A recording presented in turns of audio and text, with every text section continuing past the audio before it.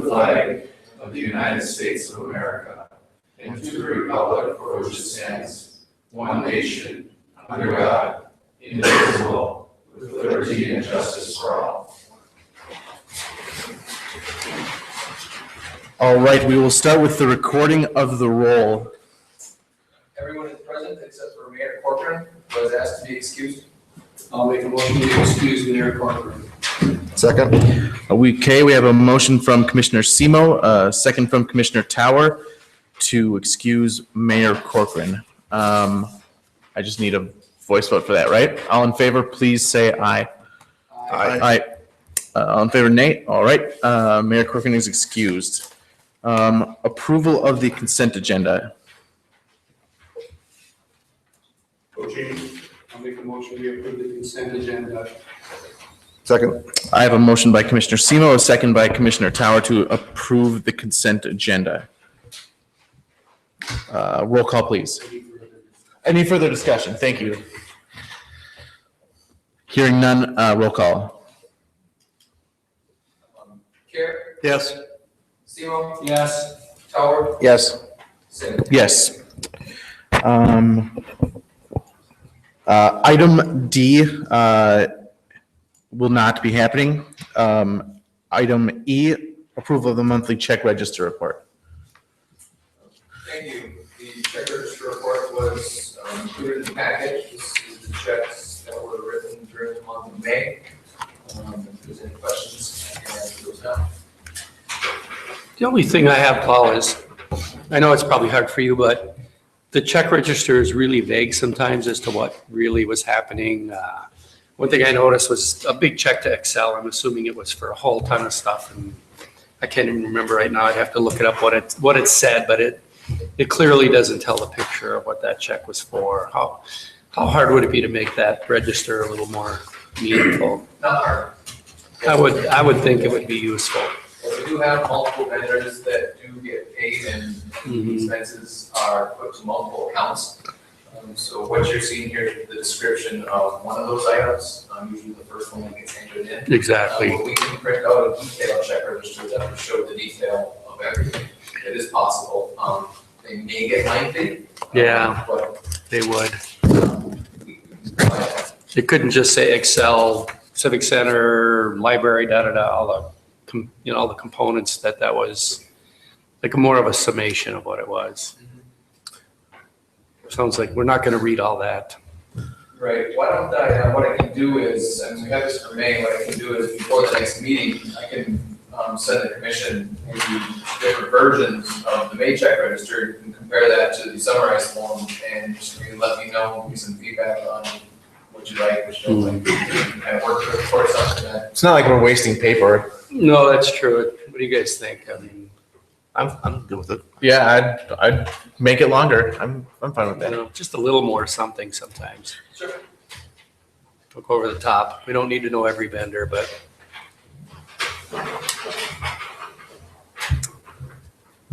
Anything else in item E? I'll make a motion. We approve the monthly check register report. Second. Okay, we have a motion from Commissioner Simo and a second from Commissioner Tower to approve the monthly check register report. Any further discussion? Hearing none, roll call, please. Simo, Yes. Tower, Yes. Care, Yes. Sim. Yes. All right, approval of the agenda. We have two items to add. Item T, discuss and consider approving the disposal of clean fill material on city-owned property, the Alfred Wright Snow Storage Area. And item U, discuss and consider resolution 015-019 for approving the contract with the MDOT for non-motorized safety improvements. That'd be safe routes to school. I'll make a motion. We approve the agenda as amended. Second. Motion by Commissioner Simo, second by Commissioner Tower to approve the amended agenda. Any further discussion? All in favor, please say aye. Aye. All in favor, nay? Yes. We did hold on. Hold on. I don't have a little R there. Roll call, please. Tower, Yes. Care, Yes. Simo, Yes. Sim. Yes. Item G, citizens wishing to address commission on items on the agenda, 3-minute limit. Please approach the podium and state your name, please.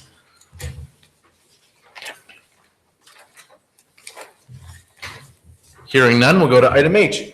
For items not on the agenda, 3-minute limit.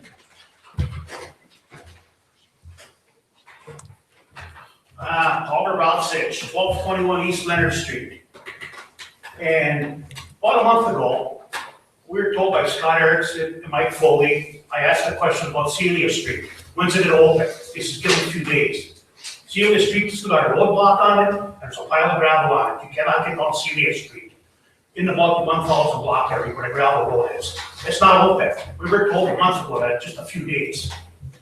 That question should be answered by you. Somebody should answer that question. Why isn't Celia Street open?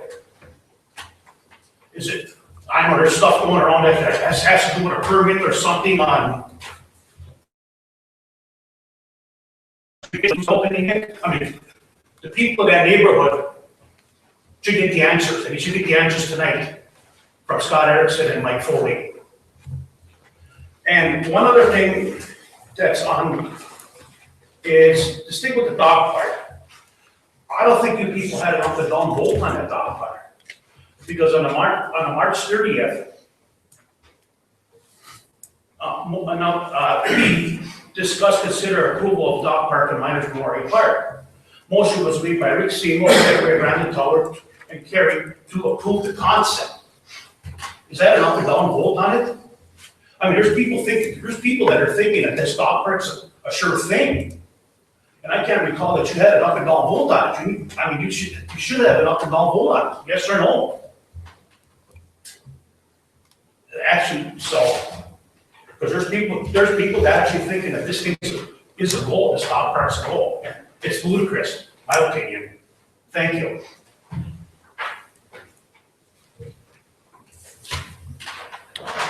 Mayor Pro Tem, can I address one of the items brought forward by Mr. Grabovich? I would like to know if there is an answer to Paul's question about Celia Street. For Celia Street? Sure, and I'll, correct me if I'm wrong, Mike, but Celia Street, there's still a couple barrels up out there.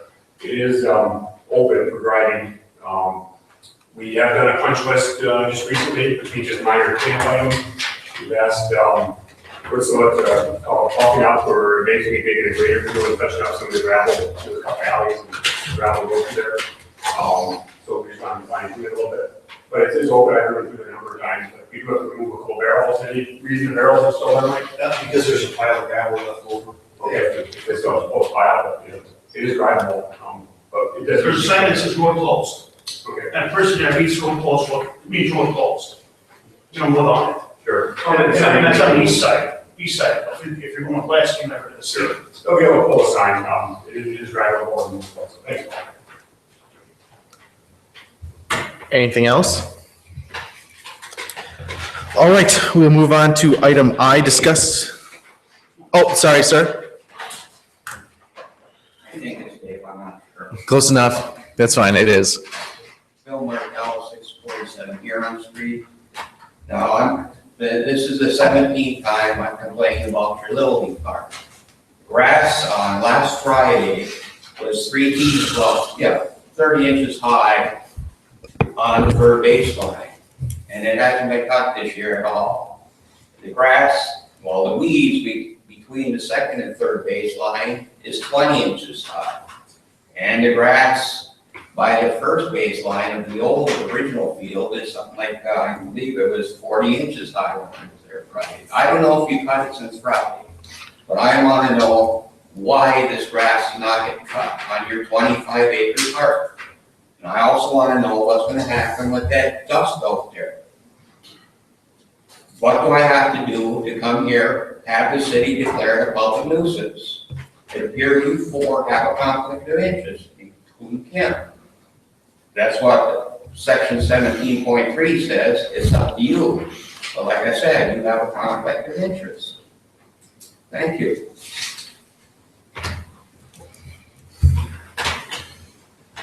Anything? Okay, anybody else? Sorry. Okay, we will consider item I, discuss and consider awarding the demolition bid for 227 South Mansfield Street to Associated Constructors in the amount of $5,700. Thank you. The next five items are all related to the blight grant that we have for demolition of residential blighted structures. We did have the bid opening. We had one bidder, Associated Constructors LLC.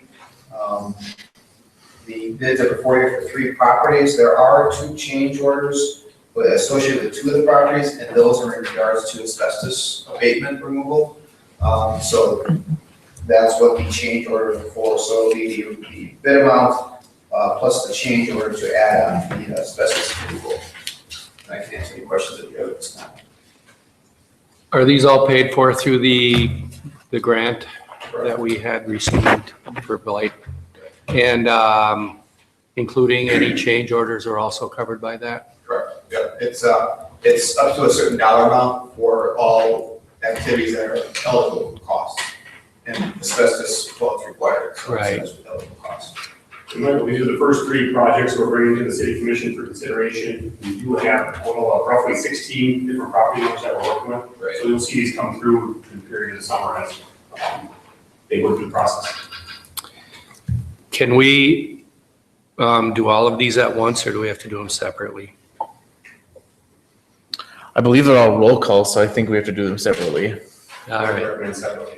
I'll make a motion, we approve the demolition bid we mentioned in item I. Second. Motion by Commissioner Semo, second by Commissioner Care to approve item I to Associated Constructors LLC. Any further discussion? Roll call, please. Care, Yes. Semo, Yes. Tower, Yes. Sim. Yes. All right. Item J, demolition bid for 118 Rowe Street. I'll make a motion, we award the bid described in item J. Second. Motion by Commissioner Semo, second by Commissioner Care to approve the bid to Associated Constructors. Any further discussion? Roll call, please. Semo, Yes. Tower, Yes. Care, Yes. Sim. Yes. Item K, change order number 1 for 118 Rowe Street. I'll make a motion, we approve the change order in item K. Second. Motion by Commissioner Semo, second by Commissioner Care to approve change order number 1 for 118 Rowe Street. Roll call, or any further discussion? Roll call, please. Tower, Yes. Care, Yes. Semo, Yes. Sim. Yes. Item L, discuss and consider awarding the demolition bid for 904 Washington Street to Associated Constructors. I'll make a motion, we award the bid described in item L. Second. Motion by Commissioner Semo, second by Commissioner Care to award the bid to Associated Constructors as described in item L. Any further discussion? Roll call, please. Care, Yes. Semo. Yes. Tower, Yes. Sim. Yes. Item M, change order number 1 for 904 Washington Street. I'll make a motion, we approve the change order described in item M. Second. Motion by Commissioner Semo, second by Commissioner Care to approve change order number 1 for 904 Washington Street, described in item M. Any further discussion? Roll call, please. Semo, Yes. Tower, Yes. Care, Yes. Sim. Yes. We good, Paul? Good. All right, item N, discuss, consider granting the Gogebic County Fair Board a special water rate for the Gogebic County Fair. We have Jim Gribble here from the Fair Board, and each year they come to you. The city does have a policy in place that allows for a special consideration for water rate. Has to be reviewed by the city commission each time. And essentially, you always have to have a rate that's half of the normal rate for a special event that brings people to the community, that's tied to economic development. And of course, it's fair, there's a lot of people in town, it's a great event. And that is what is presented to you tonight for consideration. I will make a motion, we approve the special water rate for the Gogebic County Fair. Second. Motion by Commissioner Semo, a second by Commissioner Tower to approve the special water rate for the Gogebic County Fair. Any further discussion? I do have a question. Do we know what the typical usage or what they maybe used last year or anything sort of in those lines? No, I don't know, it's not that much because it's just during fair time for 5 days from like Wednesday to Sunday or whatever, but it's not that much. All right. Any other questions? All right, roll call, please. Stover, Yes. Karen, Yes. Seymour, Yes. Sim. Yes. All right, item O, discuss and consider resolution 015-022, amending the General Appropriations Act for fiscal year 14-15. Okay, thank you. As stated in the resolution, amending the General Appropriations Act, the budget must be amended because actual revenues received and actual expenditures may deviate from the original adopted budget. This is something we usually do at least once a year, can be done as needed throughout the fiscal year. And just wanted to note that, most amendments involve transferring budget funds internally, small amendments here and there. Want to note that there's no use of unassigned fund balance included in any of these amendments. So on your desk, I put a summary of the budget amendments. And I'd like to go over those first, and then if there's any more, any other detailed questions, we can go over those. The summary kind of goes over the larger items, most of which we've talked about throughout the year as they occur. Within the general fund, we had our park project, $30,000 project, wasn't quite that high. But $10,000 was the grant that we received, and then the remainder was funded by donations. So no city funds associated with that. There was a city center DAP capital project, we received a Macaca grant, and that started last fiscal year, and carried over into this year.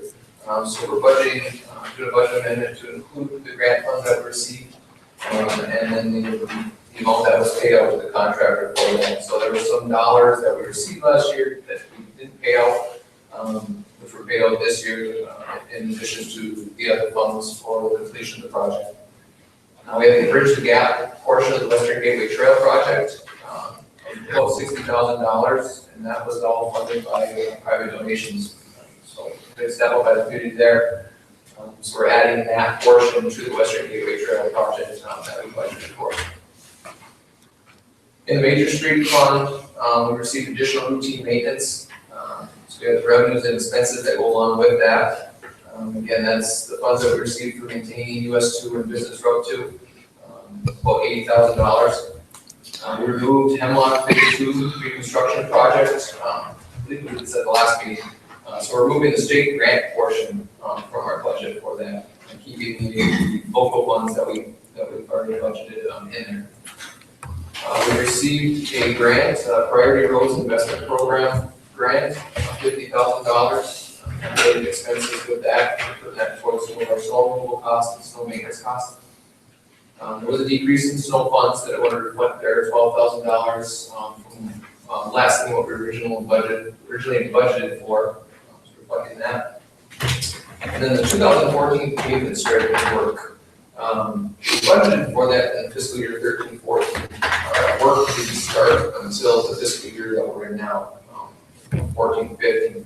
So we're basically using carryover funds that we didn't spend last fiscal year, and we spent those beginning in July of this fiscal year. So we're reflecting that. In the local street fund, that same, not the same amount, but the same item there that we budgeted for as well. In the local street fund, we received additional one-time funding from the state of Michigan.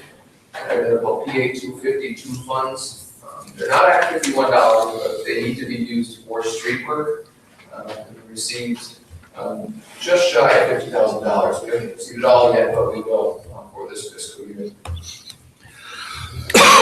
In the water fund, we received a grant from the state of Michigan related to trees costs from Section 19 funding, $100,000. In the sewer fund, we received the SAW grant. And this is an ongoing project, but we wanted to account for the revenues and expenses that we incurred and will incur this fiscal year, all $300,000. And next, a CDBG housing grant. This grant was removed, and then we actually received a different housing grant. But this one was $100,000. Facade grant for $600,000 that we originally budgeted for. We didn't receive that grant. There was a rental rehab grant that we originally budgeted for, $236,000. We're removing that. That didn't move forward. And the new housing grant, we created a new fund for it to account for it separately. There's some new state rules that allow us to, actually force us to change funds and make a new fund for that grant. And this includes a homeowner match, $146,900 in total. And then our 2015 street fund construction fund, that project is underway. And I'm not sure if we'll get through all of that in this fiscal year, but we're putting the full amount of the bond project in there, $1,557,000. So that project is funded by the bond, and that debt service, we pay annually, paid over the next 10 years, funded by the village. So those are the largest budget amendments. Again, the original General Appropriations Act allows Scott to, as the budget year goes forward, to appropriate some funds within the departments in smaller amounts as we move forward through the fiscal year. There are some other small kind of housekeeping items, but nothing large. And again, so just to remind the commission that no additional unassigned fund balance needed to be appropriated this year. So we freed up the Hemlock money except for the Hull Horizon overlay portion of the project that's going on now, correct? Correct. So there's $200,000 basically left over that we freed up. Except for that 200,000, is it essentially a wash between appropriations and changes in the budget? I mean, is there any major amount, more or less, that's left? Do you understand my question? I don't know. You know, here we've got a balanced budget, and all of a sudden we have all these amendments, and at the end, and to the budget. At the end of the day, we freed up $200,000, but other than that, is everything else balancing? I see what you're asking. That would be correct, yes. Yes, any additional revenues that we did receive went toward appropriating for additional expenses that we incurred. You know, I think there may be some, you know, it's never gonna be exact, but in the end, you know, there might be a little bit of fund balance, but not enough to where I can say for sure that, yes, we're gonna end up with $50,000 more because of tax. The $200,000 to be correct, that would be something that, yes, we're gonna have that left after we do that. Right. I don't know about the rest of the commission, but I would like to see some proposals from staff on concepts on how to best utilize that money, because it has to be used for streets, is that correct? It's in the street budget. I think the commission would have some flexibility in reallocating that if you felt necessary. But right now it's in the street budget. Right now, right. So through the budget process, it's essentially considered committed by the commission. Now it hasn't been spent yet, so it could be uncommitted for the streets and committed elsewhere, if the commission so choose. But it's only committed in the sense that it's committed to the street fund. It's not committed to a project in any way, shape, or form. And I am anticipating to come back to you probably at the next meeting with some discussion on crack sealing and some other street maintenance techniques that we should be looking at. With the big investment we've had in streets over the last few years, we do want to maintain them moving forward to the best of our abilities. Do you think it's worth workshopping this, or just a fairly big piece of money? We could do a workshop for the next meeting. It might be worth taking a little extra time and kind of just walking through that and talking about the options, the benefits of each option. If you'd like to, it could be worthwhile. We have to come in at 4:30. We have a workshop at 5. We do have a workshop, don't So we? 4:30. City commission rules. Mhm. We don't have to do it at the next meeting. It doesn't have to be. Sometime. What about like rolling over into the new year? That's what my next question would be. So if they're not spent, they will roll over into New Year. They're in the major street fund now, they would move into the major street fund balance, and we could keep them, as committed for a project within the major street fund. But then could they be decommitted and used for something else or partially, or, all right. Just want to know what our options are. I'm good with workshopping it. We don't have to do it the next meeting. We can do Right. it the one after. Sure. I'll make a motion to approve item O as presented. Second, All right, motion by Commissioner Tower, second by Commissioner Semo to approve Resolution 015022 for amending the General Appropriations Act. Any further discussion? Roll call, please. Care, No. Semo, yes. Tower, Yes. Sim. Yes. Item P, discuss and consider adopting the City of Ironwood's Freedom of Information Public Summary, Procedures and Guidelines, request for public records form and a detailed cost itemization form. I'm going to turn this over to the city attorney, like Hope and Steve Cook here as well, and been working on this quite extensively over the last month or so. Give a visual update on it, but why we're doing it. Absolutely. Okay, as I'm sure you heard, the Michigan legislature, prior to the end of last year, significantly revamped the Freedom of Information Act, or FOIA as we call it. It's significant for a couple of reasons. One is it's the first time the legislature, since its enactment, has taken a comprehensive look at FOIA to say, how can we tweak this to make it better, more informative, that sort of stuff.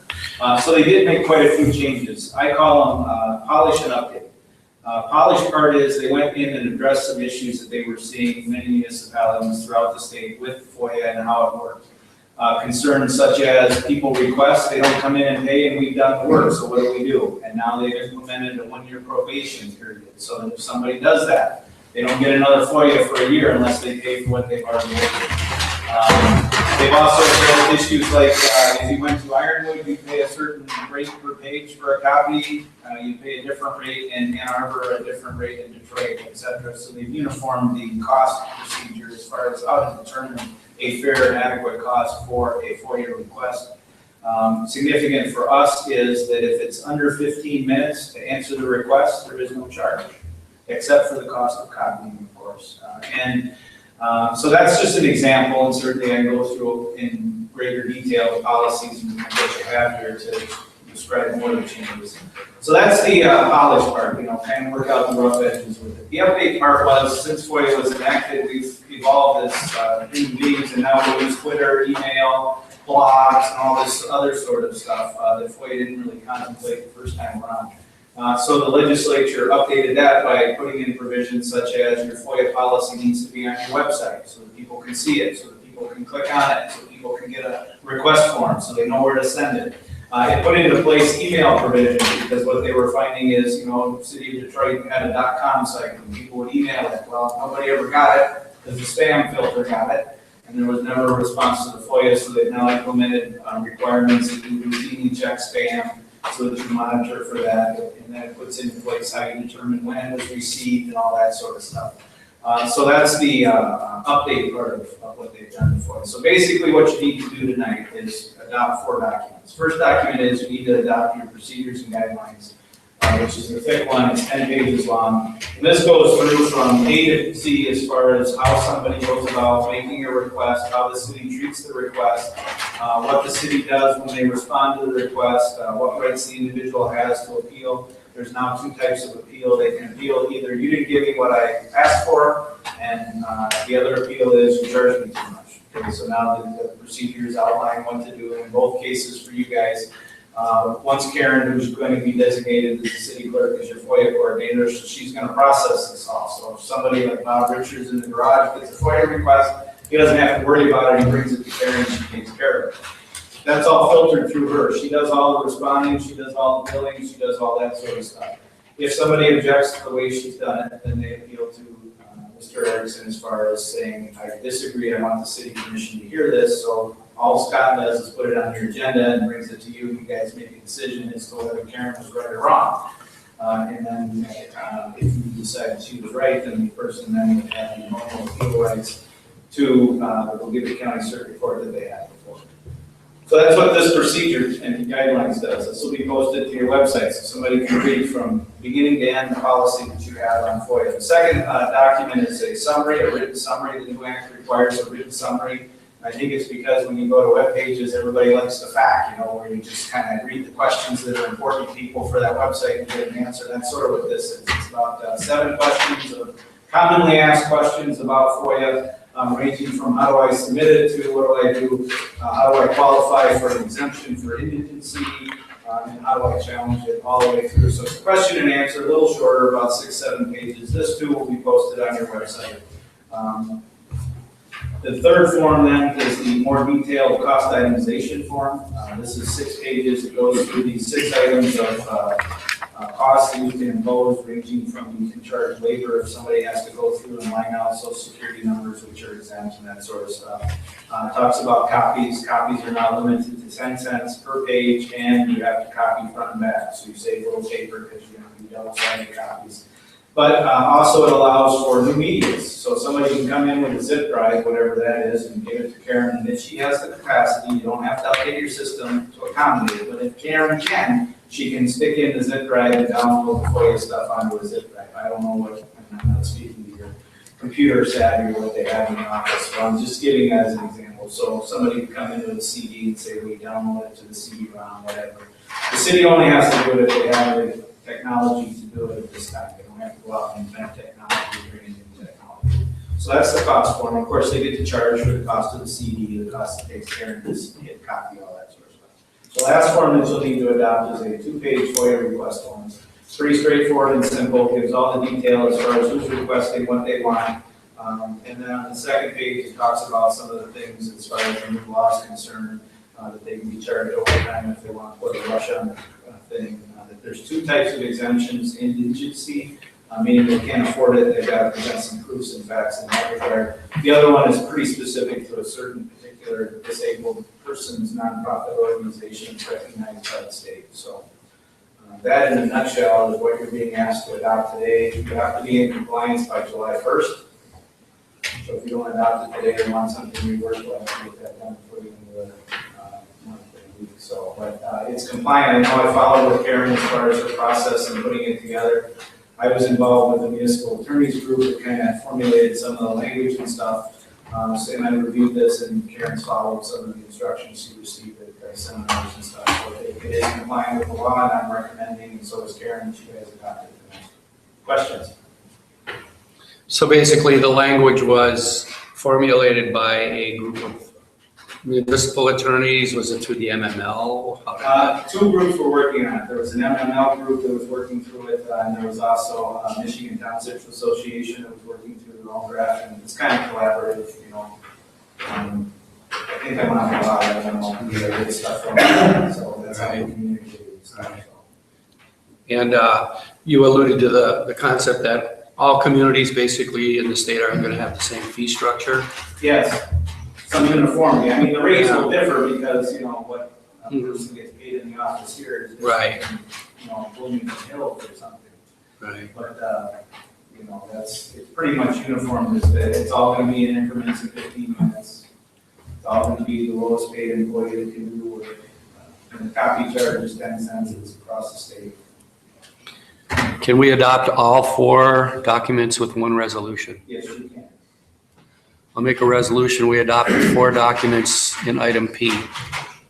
I make a motion that we adopt 4 items in item P. Second.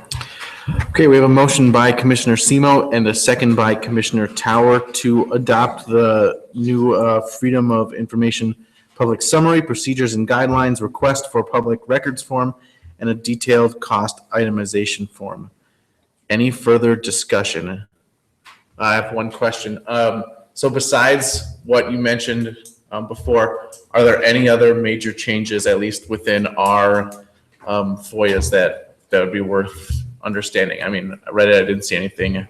No, not for the most part. I did recommend to Karen that the first couple that she gets, that exceed, I mean, fortunately for you, most of your FOIA requests are gonna be under 15 minutes. Karen already knows where the stuff is, and a lot of your stuff now is available at the website, and the law allows her simply to say, go to the website. But for the more complicated ones, she's gonna walk through with me the first couple till she feels comfortable on how to do it. So that's, basically all we need to do from this point forward. All right. Any other questions? All right, this one does not need a roll call, correct? That's correct. All right, all in favor, please signify by saying aye. Aye. All in favor, nay. Motion passes. Item Q, discuss and consider scheduling a public hearing for July 13th at 5:20 PM to hear comment on a blight violation at 225 Frenchtown Road.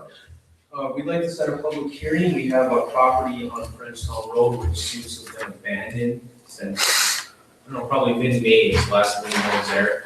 And even when there was people there, we had started the process because they had problems with some garbage. There's debris scattered around the house and some garbage in their shed.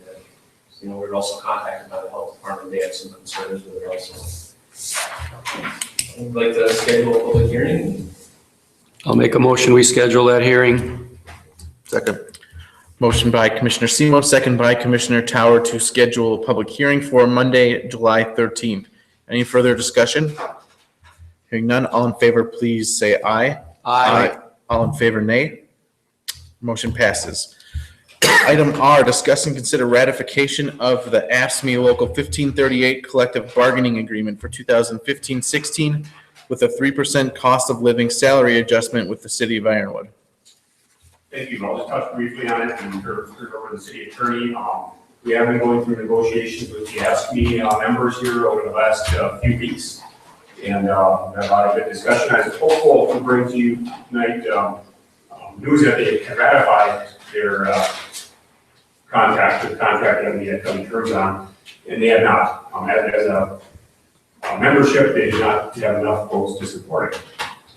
So with that, I'm going to turn over to the city attorney to give you a little background on where we're at with the process and what our recommendation is. Okay, so two of you know that you were part of the negotiation committee that, we started the negotiations over a 2-day span. Both sides had their standard wish list as far as what they want, and through the process, you make concessions and you whittle things down and you write an agreement. From the city standpoint, the only thing that they focus on during the negotiations is non-economic concessions from the union, things that will help the city government run better.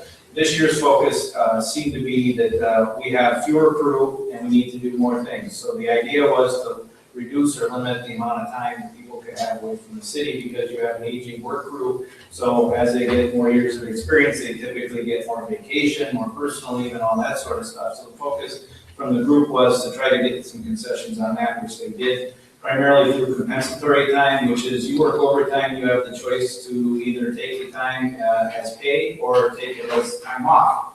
And we wanted to reduce the number that they could use to accumulate time off because when people aren't here, work doesn't get done. So that was the concession from their end. We thought we had reached an agreement on that. From our end, of course, from their end, they want some money, and so this was a pretty generous 3% wage increase that's being proposed. I think it's, it's in the ballpark, but I think it's on the higher end of things. And so that's pretty much the nuts and bolts of what was agreed to. Of course, we had to deal with the right to work legislation, which was done through some modifications, some major provisions in there. But all in all, I think the collective bargaining agreement recognizes a fair compromise to both sides through the process. I'm recommending that what you do is let us know that as your negotiating team, do we have it right or do we have it wrong? So I'm asking for a vote on this as to whether you ratify this particular document or not. And if you don't, then I certainly would encourage some discussion on what you find distasteful or unpleasant about what's been proposed. Otherwise, if it's a yes vote, then you've told us we're on the right track. But your vote of yes will not end things, your vote of no will not end things. We're going back to the table. I was just wondering if either of the two of you that weren't part of the process have any questions about where we're at, how, what issues are on the table. As Mr. Pope explained, the time off seemed like we had made an agreement on that and we had agreed to a raise. Would you care to characterize the one sticky issue? From what I'm told from Mr. Murphy, is the sticky issue was the comp time change. And what we did in that regard, the current contract gives them 80 hours off, unlimited, they carried over from year to year, so they could have 80 hours on the books in perpetuity. And through the negotiations, they agreed to reduce that cap to 60. Didn't take time or money away from them, because they would have gotten paid their time off to get down to the 60, but it just lowered the cap that they could carry as far as time off. Which was significant from our standpoint, because that's 20 hours of somebody now. And you also restricted their ability to continue to collect comp time, correct? So once they hit a cap of 80, they couldn't get no more for the year. Was that correct in my understanding of what I read? Correct. Because before they could continue to accrue comp time. Previously it was 80, the proposal's down to 60. We call it no rebuild. Currently, if they use time, say they have 80 in the books, they use time, they can earn more comp time and use it again. Back to 80. Continuous. Right. So there's a no rebuild provision within there too, so it's just capped at 60 for the year. So I'm assuming that's the sticking point, is probably the rebuild? Sure. I don't know, Bob did not elaborate as to what the membership thought. Right. All he said was comp time was the reason they rejected, and then they went ahead and took a vote on approving the contract with the comp time as is, and that ratified. So that's a sticky issue. What part of the budget is the 3% wage coming from? It comes from all aspects of the budget, so we budget for personnel and the funds that they're working on. So water fund raises come from water fund, sewer, general fund. So it is split out to where the personnel are working. So if we were to approve the CBA, that would just basically give our position, the city's position, some strength. We can do this without the union ratifying it. Is that what you're saying? Correct. I will make a motion that we ratify the agreement we reached with AFSCME, the CBA. I will second that. Motion by Commissioner Semo, a second by Mayor Pro Tem Sim, to ratify AFSCME Local 1538 Collective Bargaining Agreement with the 3% cost of living salary adjustment. Any further discussion? I'm not comfortable, I don't think, with the way this process went. You're asking us to ratify a contract when you guys don't even have an agreement yet. And that's not how we've done it in the past. We did have an agreement with the bargaining team. We all walked away saying we had an agreement. The union did not ratify it. There was many days of discussion. Both sides felt it was a fair contract. Then went back to full membership and was not supported. So just the process that we went through. I would say that the agreement that we left with them is probably a fair deal. I don't think that, I think that the give and take was probably equal enough, at least to what we agreed to. Anything past that and how they felt is something to continue, but at least what we agreed on, or at least what was agreed on, I think was fair. And that's what I guess we're basing our vote on, at least for tonight, is what we both parties agreed to. Anything past that, I think, is down the road. At least that's my position. Anything else? All right, roll call, please. Semo, Yes. Tower, No. Care, No. Sim. Yes. Motion fails. All right. Item S, discuss and consider approving a 3% cost of living salary adjustment for non-union employees. Up to the pleasure of the commission if you want to continue with the non-bargaining union members or not for your discussion. This is a little bit of a tricky issue for me. If we don't approve this, we're penalizing staff because the union couldn't approve the agreement that we came to at the table. But if we give staff the raise, then, and we come to a different agreement with the union, we're sort of in never land. So I kind of am conflicted on this. Does that make sense to you guys? I don't think it's fair to penalize staff. The issue here is that if we don't reach this CBA with the union, which we're not going to now, their raise will be deferred until there is one. And It will be deferred, there is no retroactivity. right, there's no retroactivity. The raise will occur the How day. long ago is, they can't come back and ask for retroactivity. Say it takes a month, 2 months, 3 months to get it resolved, there's no retroactivity for the bargaining members. So we're kind of asking, we're telling staff that if we say no, we're telling staff, well, too bad, we couldn't reach an agreement with the staff, with the union, so you guys have to wait. During our budget talks, we talked about a 1% raise because we were uncertain as to our financial status. Right. And now we're looking at 3% across the board. What changed there? Part of the negotiation process, again, that's not making feel there are enough concessions provided, I think, for that purpose. You're right, it's whatever is provided needs to be sustainable going forward, budget-wise. And again, it's a 1%, 2%, 3%. But with the concessions we got, that and ready to provide compensatory time. Another one that was in there was also some new hires. They're capping their vacation. Right now, they look at 7 weeks of vacation and down to 5. There's some things in there that were advantageous to the city. So again, that was where we were at with that. I think we asked them for a lot, which both parties agreed to, and we agreed to a lot, to give up a lot. And we talked about 1%, we talked about 2%, and we kind of all came to the understanding that, yeah, the compensatory time was a big deal, and it was a big give on both sides.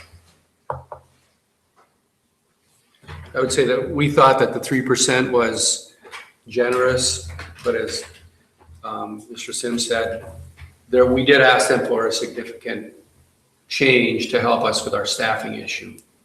And it was a fair bargain, as it were. Well, we're on the living adjustment for the non-union employees right now.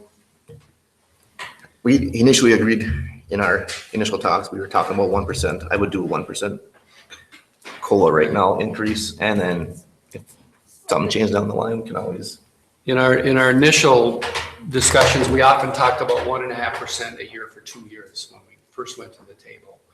And I'm inclined to support something like that with the condition that whatever agreement we come to with the union, the staff will revert to that pay change. Does that make sense?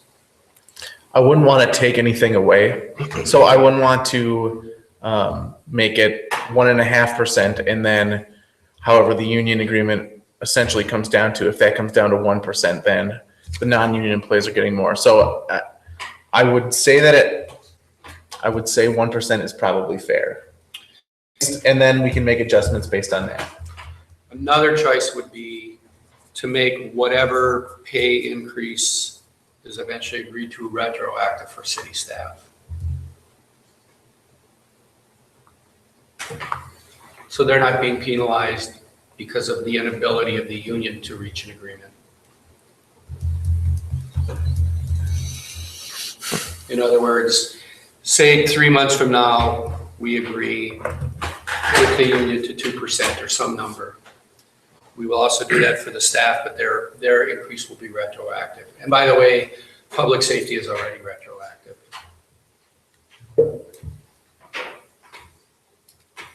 I'm fine with that. Yeah, I'd be okay with that.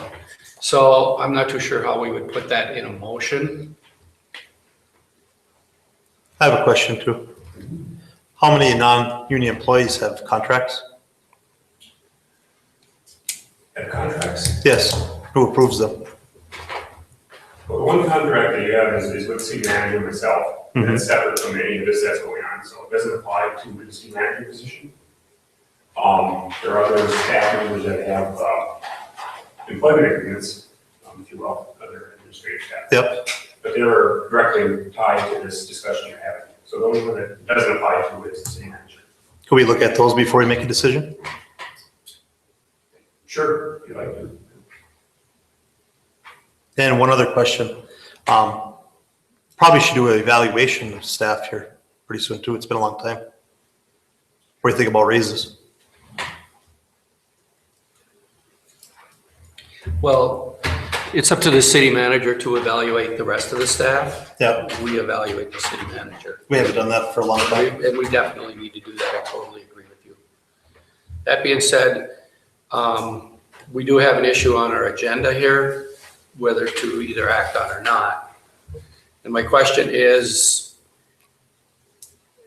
in the opinion of Mr. Pope, can we make some sort of a retroactive motion now, or should we just postpone this decision? If retroactivity were our goal. I mean, that's up to the commission. I mean, if you're prepared tonight to commit to that, then certainly you can make a motion to that. The only caveat I put on that is I put subject to the legality of, because I'm not certain if you can make it retroactive for even non-bargaining unit staff. And I hesitate to do the retroactive thing without some kind of number to really work on. So I'm going to make a motion that we take no action on item S. Is that fair?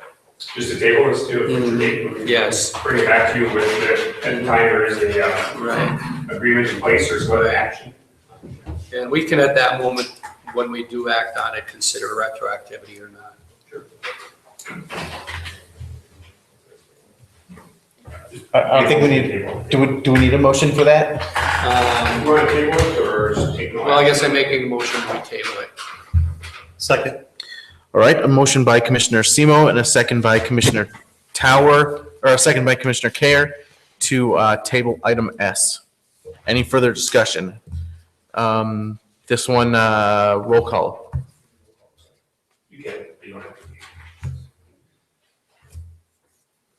Tower, Yes. Care, Yes. Semo, Yes. Sid. Yes. All right, we'll go to this item T first. Discuss and consider reappointing Scott Erickson and Bob Tervanen to the Gogebic Iron Wastewater Board and Authority. I'll make that motion. Second. Motion by Commissioner Semo, a second by Commissioner Tower to reappoint Manager Erickson and Bob Tervanen to the Gogebic Iron Wastewater Board and Authority. Any further discussion? All in favor, please say aye.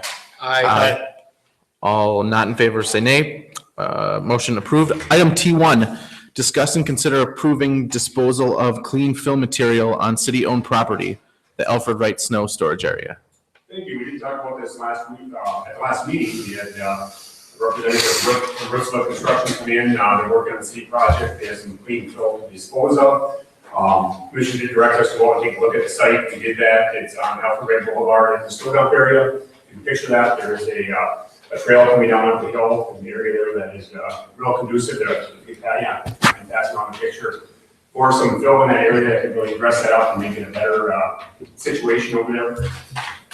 So we thought that was the case. I would put some caveats on it. If you were to approve it, again, it'd be clean fill for the project.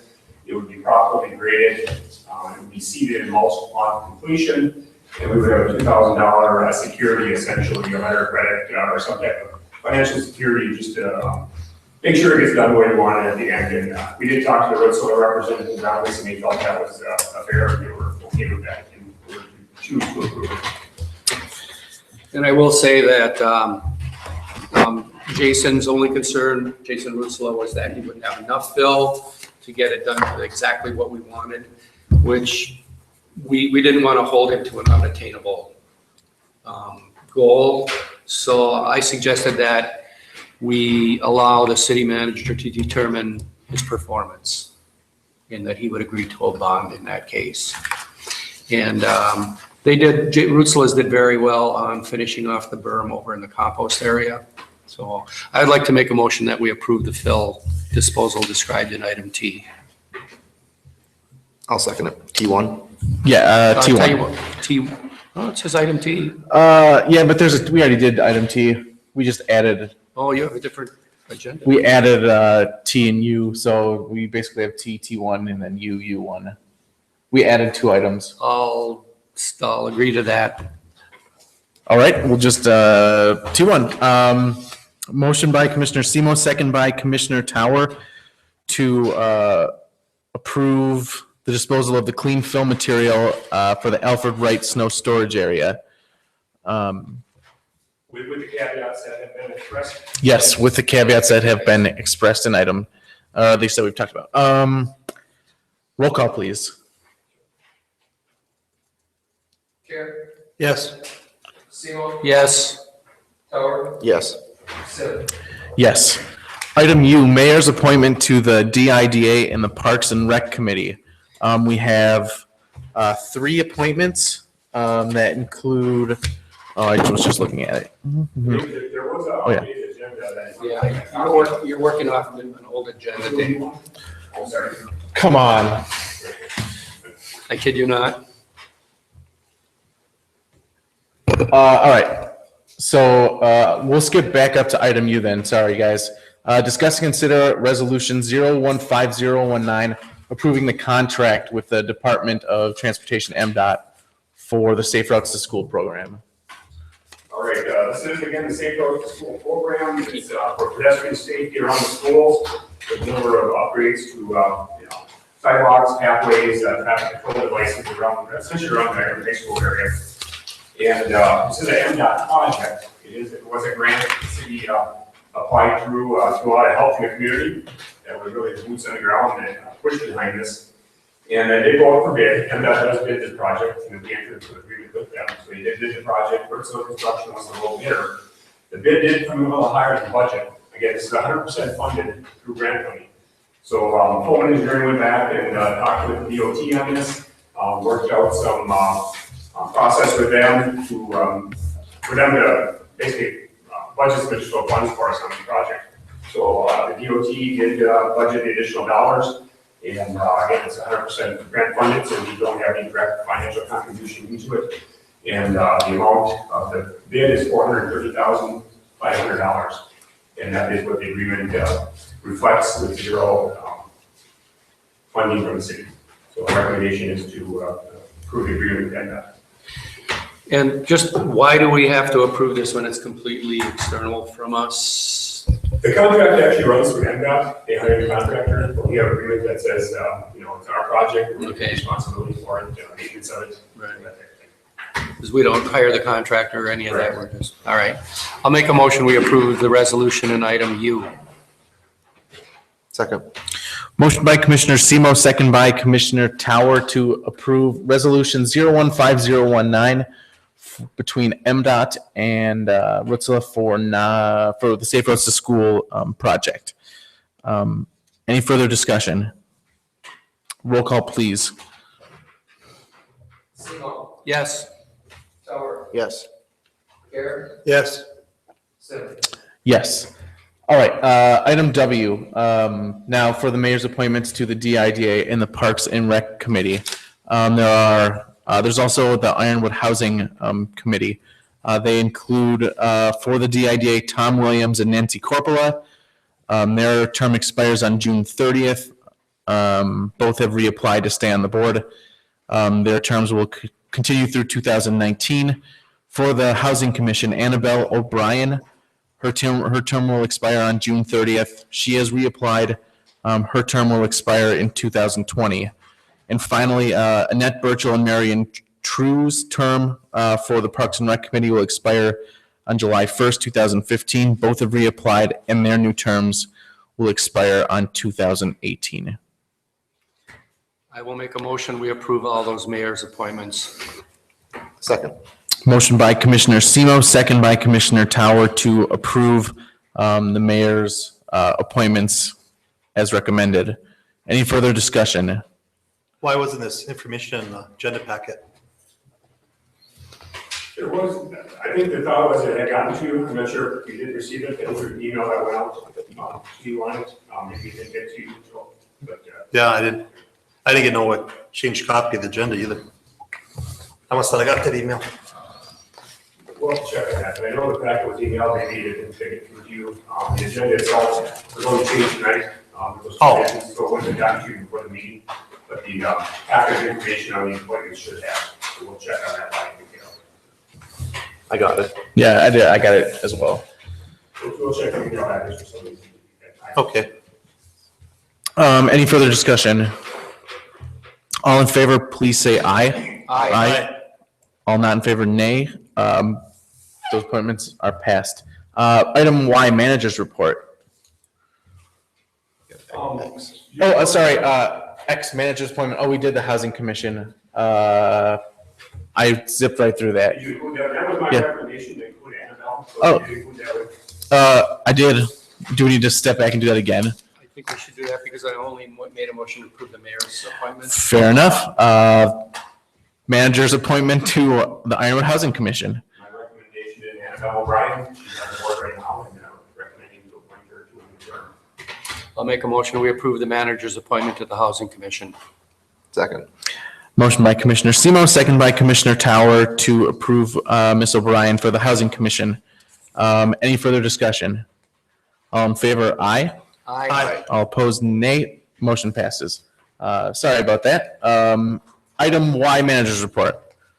Okay, just go through a few project updates. Again, a lot of activity going around town last week and continuing through most of the summer.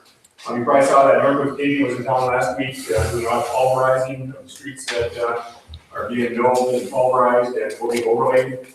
And last week they pulverized probably over half the streets that need to be pulverized. They pulled their pulverizers out for a few days so they could shape the streets that they had prepared. And they will be paving those streets starting tomorrow. They will be moving the pulverizer and a separate mill back in town at the end of the week, and continuing with some of the pulverizing and milling around town. So you'll see that'll be ongoing over the next few weeks. The regional trail is moving along well. Trail has been essentially graded. It's almost finished the gravelly part of that. The bridge itself is coming along nicely. The railings are out, which you can get this week. So again, they're right, actually well ahead of schedule, I believe, for that. We anticipate the trail hopefully to be paved shortly into June, or July, sorry, within the next month. The DOT project on US 2 is moving forward well. The Hebrew construction is moving along. We see a lot of activity out there with breaking the concrete surface, the asphalt surface, so they have to break that in preparation of removing that so they can start with the underground utility work. And will be starting with the sewer and water mains, working from the west going east, and then doing other peripheral field work as they go along with that project moving along well. We also have Bristol Construction, we talked about them a little bit tonight.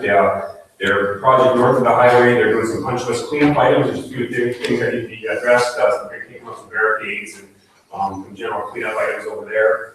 And then they mobilize their forces over into the Nori area, doing some water and sewer work in that area. And that'll go on for most of the summer over in the Nori area. That's again some pretty significant water and sewer construction. There's about 8 blocks they're going to be doing in that area.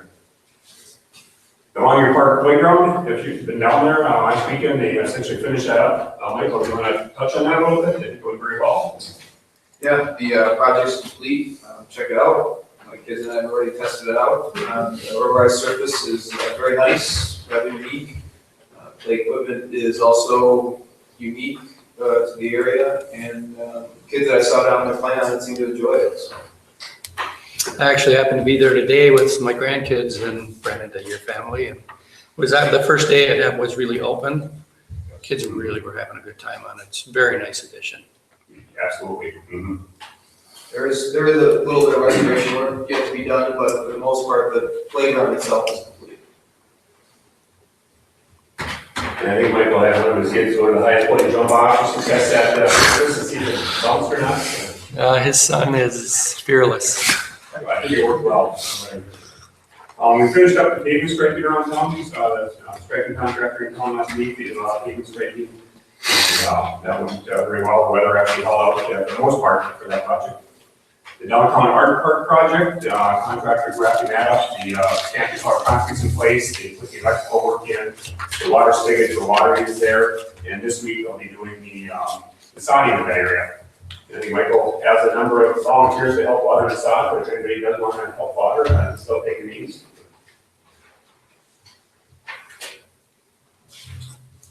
Some more activity around town, the sod grant project. We have a contractor in town that's doing a lot of cleaning and televising all the sewer leads. And they'll be in town for a number of weeks here, many miles of sewer cleaning. So it'll be a really nice project they have done this summer, and something that'll benefit everybody.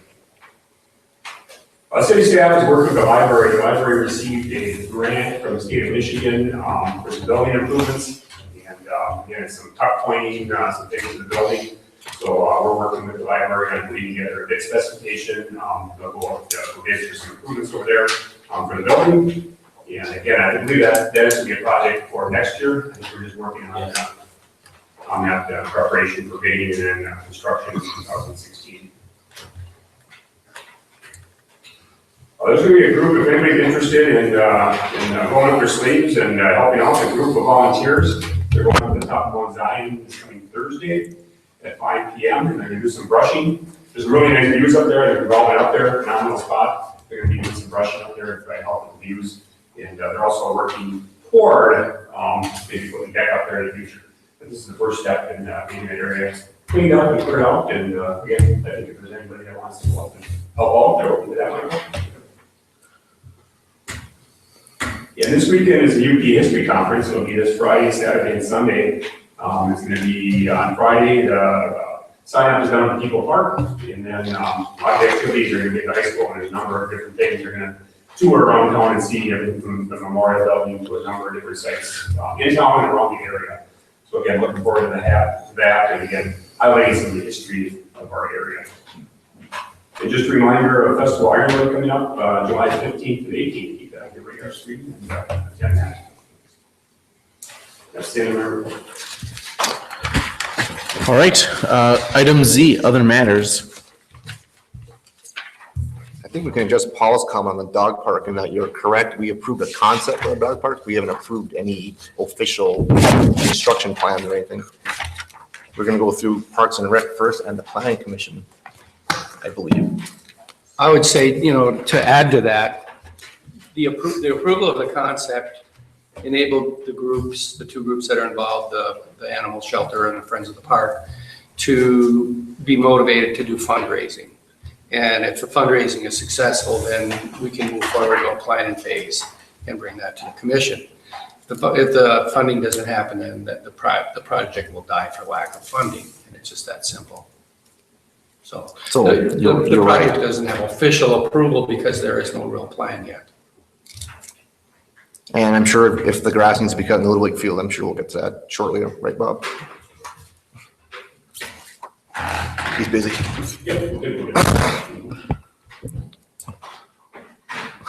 All right, anything else? Only thing I have is the agendas for the meeting. Okay. Be nice if we could get them a couple days before Friday. That way, if we have a question for city staff, we can ask them. Absolutely. That is our goal, to get them out to you by Wednesday. Last week's activity level, no excuses. It was just The last couple of meetings, it's been Friday. but we will attempt to, we'll get you what we have by Wednesday. How's that? It may not be a full packet if you want all the information, we'll get you everything we have. Thank you. Anything else? All right, I will entertain a motion to adjourn. I'll make that motion. Second. Motion by Commissioner Semo, second by Commissioner Tower to adjourn. Any further discussion? All in favor? Aye? Aye. Aye. All opposed? We are adjourned. Yeah, it would really be helpful if you had to. Normally. I picked one up and then I was like, why are they adding item T, whatever. It's fine. You survived. That's, You survived. You did You're pitching today? good. I have to ask you to step aside because I don't know where.